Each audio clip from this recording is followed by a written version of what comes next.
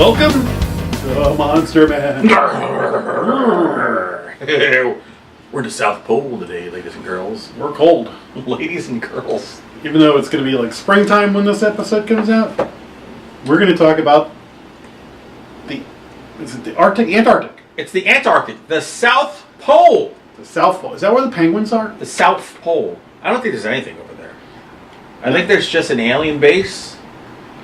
And there's no Christmas town. Rush Limbaugh has a summer home there. Mega dittos. But there's also the new Hunter Shea book. Antarctic Ice Beasts. It's been a while since we did an episode about one of my books. Yeah. Because there's been way too many. It's about time to pimp your... Well, this is 2019, and you've got this book that comes out now. And then we're re-releasing Hellhole as Ghost Mine in May. But the only other new book in 2019 is Slash, coming out with Flame Tree Press in October.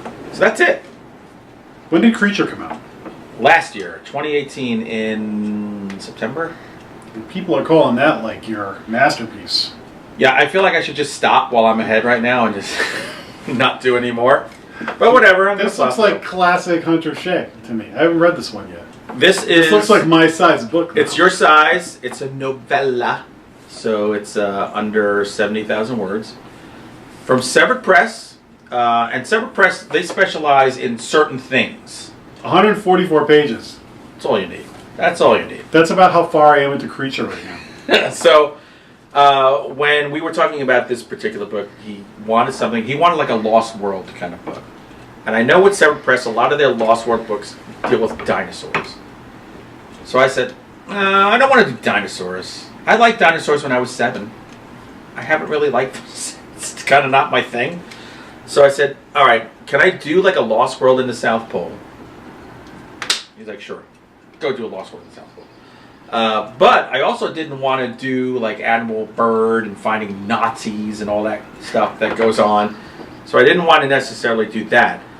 So I came up with my homage to The Thing. So that's why it's over there. So this is the winter crew at a American base called the Freedom Base. They are the only base on the South Pole. The Amundsen Scott base, which is a real base in this book, was destroyed years earlier. The Thing was reduced to splinters, everybody dead, some bodies missing. Assumed to have been carted off by scavengers. So now we have this new base, Freedom Base, which when winter hits, there are 7 people left behind. It's 5 of them are maintenance and 2 of them are scientists. So it's perpetual darkness.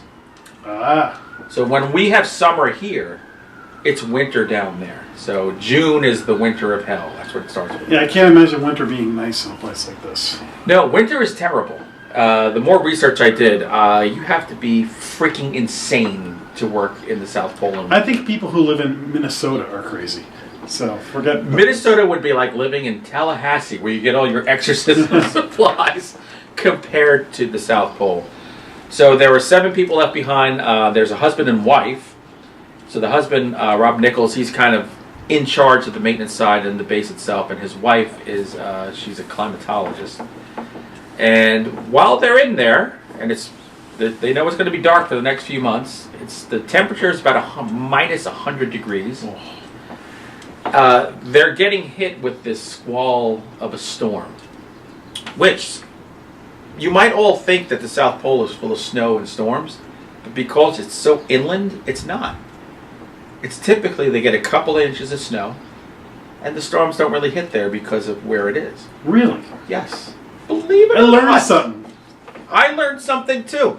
So I feel like I'm watching Sesame Street. I'm having fun, but I'm learning something. In their base, they are getting a massive storm is pounding the base. So it's kind of like it's the day-to-day, hey, let's play cards. We're kind of hanging out. But as they're doing this, you can hear the walls creaking. And you know that if there's even a pinhole that comes through there, you're dead. Because what will happen in these bases in the South Pole in winter, if there's a pinhole that lets in enough wind and snow, it will fill up with ice and kill everybody in the base. Wow. Yeah. So they're basically living on ground that is covered with the souls of dead people before them. There's a massive storm coming. And then in the middle of it all, it's what feels like an earthquake filled with unearthly sounds rips through the air when you should really hear nothing but wind whistling. So I will say, we have a character in here. Her name is Holly, who is somebody near and dear to me. We have a character named C-Rod, who's a basic asshole, who I based on A-Rod. Steroids. There's a character named Dallas, who that's my mega fan Dallas out there. He's in this book. He's kind of like he's been through this before, right? So he's a seasoned veteran, but he's freaked out. That's when you worry. So, like, if you're in a plane, they always tell you, look at the stewardess. If you have turbulence, if they look nervous, you should be nervous. I've had that happen and looked into the cold, frightened eyes of stewardess and be like, I'm going to die. So, he's kind of like your canary in the coal mine. The canary. So, the cool thing is, as they're getting hit with one megastorm, hear an earthquake, and also see another megastorm that's on its way. Dallas hears pounding on the base and sees a man standing outside, completely naked with huge black eyes. Do not answer the door. Ding dong, ding dong. He's a Jehovah's Witness. No, he's Turn the lights off. Be quiet. Tell him you love Satan. So, what happens is the base is being visited by men. Strange, what he calls Batmen. Remember the Weekly World News? Yeah, oh yeah. Remember Batboy? They keep calling them Batmen because they kind of look like the Batboy grown up, but with very big penises. I don't know why I threw that in there, and when I was doing the rewrites, I said, I'm going to leave the big penis in there. You know, a lot of movies would have them be like gender anonymous. They are not non-binary. They're going Dr. Manhattan on you. I am going. They're out there. They're really out there. The bat pole. Sliding on down the bat pole. So it's he's not the only thing out there, and there are other things that want in. And then it's up to these 7 people to figure out what they're going to do, and realizing that if they breach the base or if they go outside the base, they're dead. So I wanted to do a little bit of the thing, but I don't want to do the total thing. You know what I mean? I didn't want to do an alien monster, and I didn't want to do something where, you know, the transformation stuff. But I love the idea of people trapped in a place they can't get out of, and knowing that any wrong move and you're dead. So that's basically the premise. Well, and the thing, the threat of it getting super cold is there, but it's not there yet. Right. So they know it's coming, but they can go outside for the time being for short amount of time and things like that. This sounds like if you open the door here. They can go out for very short periods of time. We're talking almost minus 200 degrees by the time they can go out there. So they realize that base is their lifeline.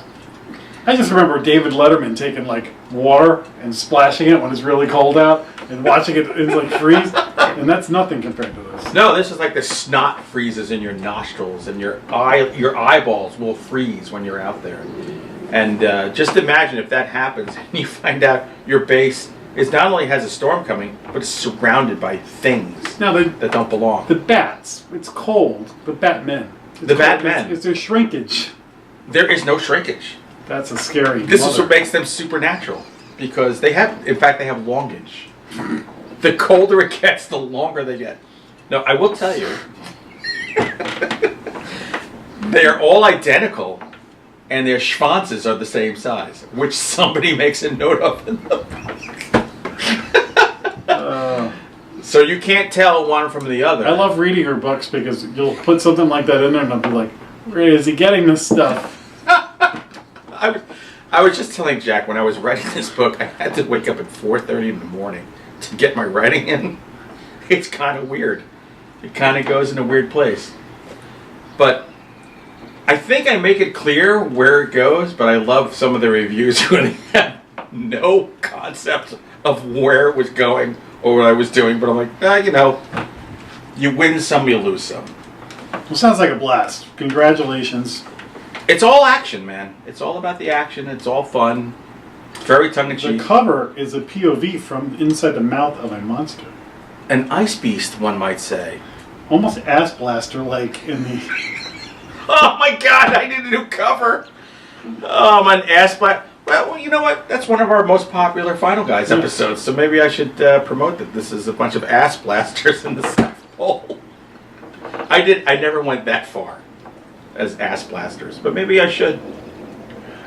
Well, that sounds good. I can't wait to read it. You know what? I wish I had a copy to give you, but all these copies here have been sold and are being shipped out.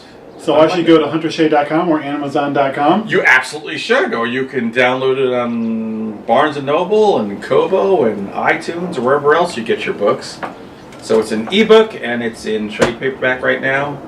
And if you want a signed copy, let me know, because I have another box coming and hopefully I can get some more out there. But it's another Severed Press book, and like I said, this is it. First half of 2019, this is the only new book coming out, and second half is only one other. Well, so, you've put out enough, I think. We're scaling back a little bit. I'm glad, because I have a backlog of your books that I have to read. So. I'm very cognizant of that, because I know people go, I'm like 8 books behind. I'm like, what do you mean? You only read the first 15? I realize I have to pull. I am trying to give everybody a little bit of a break. Look, I need a break too. It's been 11 years of non-stop writing, so we're all going to take a breath this year. Just take it back. Take a breath. I hope to put back out Sinister Entity and Island of the Forbidden this year. But again, those are reprints. 2 of my favorites. So, Sinister is still dedicated to you, Jack. That dedication will never end. I pre-read both of those books. You did, and you helped me. You were a big help there. And by the time we see this, we've already done this. But Island of the Forbidden has Ormsby Island, right? That's where they go to. We are going to go see Alan Ormsby, who was in Children Shouldn't Play with Dead Things, which I named the book after his name. So I'm very excited. Excellent. By the time you see this, my excitement will have abated, and I will be on to the next thing.